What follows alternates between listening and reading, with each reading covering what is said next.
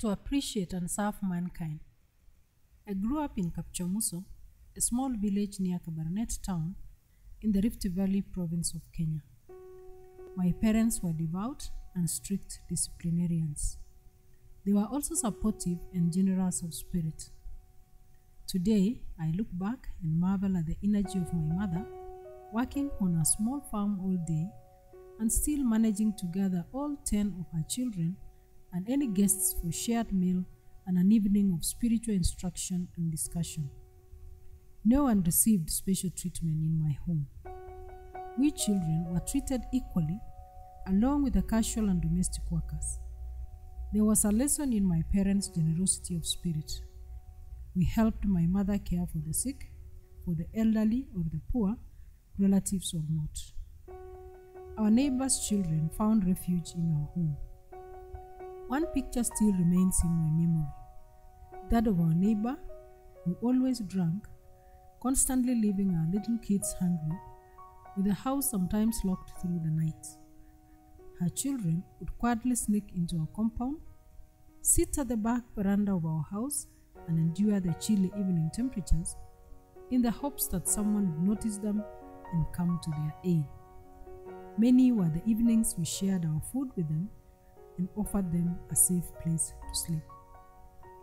My father's constant encouragement and support to pursue education planted in me a strong thirst for education.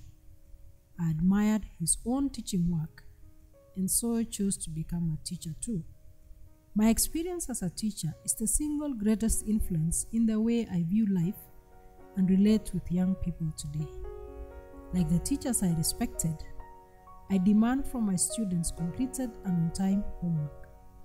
But many times I've been told, "Teacher, I'm unable to submit my homework because our house got damaged last night by the heavy rains and my books were submerged."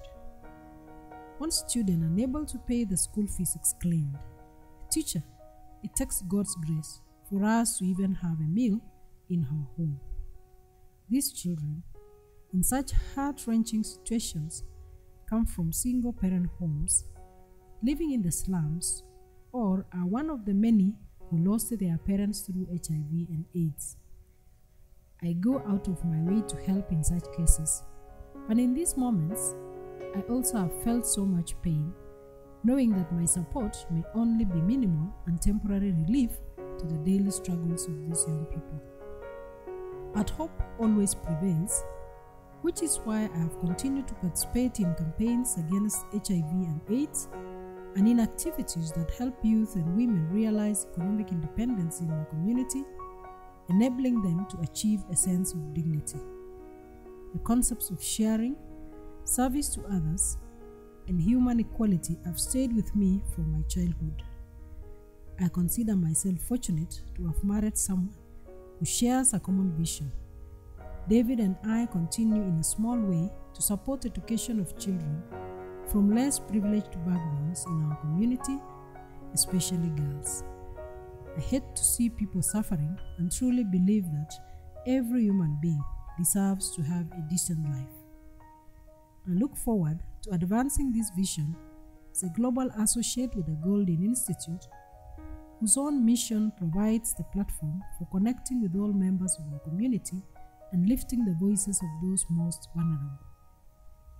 I believe that the lowly, the unappreciated, and those unable to pay back need someone to accompany them in their life struggles.